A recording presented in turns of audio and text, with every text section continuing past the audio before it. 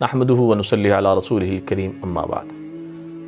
रमज़ानुल मुबारक आते ही अल्लाह जल्ल शानहू की तरफ से अबवाबुस्समा आसमान के दरवाज़े, अबवाबुर रहमा रहमत के दरवाज़े और अबवाबुल बरक़ात बरकतों के दरवाज़े अल्लाह खोल देता है। शयातीन को कैद कर लिया जाता है।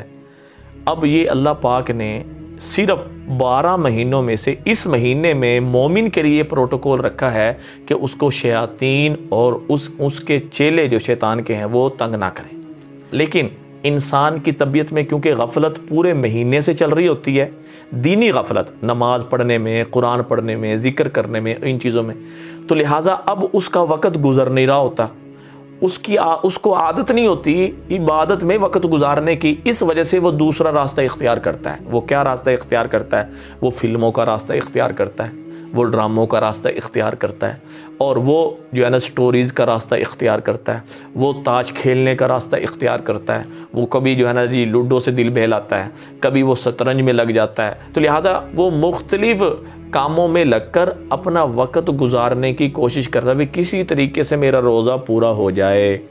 अब मसला ये है, क्या जो है एक भाई पूछ रहे थे, फिल्म इंसान देख ले, ड्रामा देख ले, उसके अंदर जो है नामहरम आती हैं और जो है ना जी ऐसा जो है ना जी मुख्तसर लिबास होता है या ऐसे मामलात होते हैं, तो लिहाजा इससे रोज़ा टूट जाता है।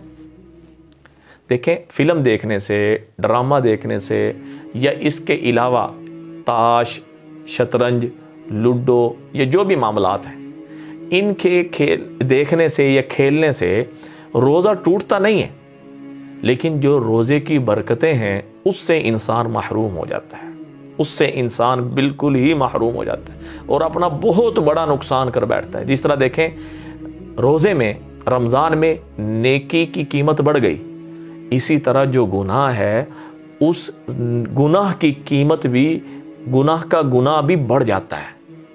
फिर अगर हम ये देखें कि फ़िल्म देखने में गुनाह ज़्यादा है या ताश या लूडो खेलने में गुनाह ज़्यादा है, देखें जिसमें खराफात बढ़ती चली जाएंगी और उसमें उसका गुनाह भी बढ़ता चला जाएगा। तो लिहाजा इस पे क़यास कर लें, जिसके अंदर नाफरमानी और खराफात ज़्यादा होंगी उसके अंदर गुनाह भी ज़्यादा होगा और बरकतों की, जो रमज़ानुल मुबारक की बरकतें हैं, उसकी पामाली भी ज़्यादा होगी।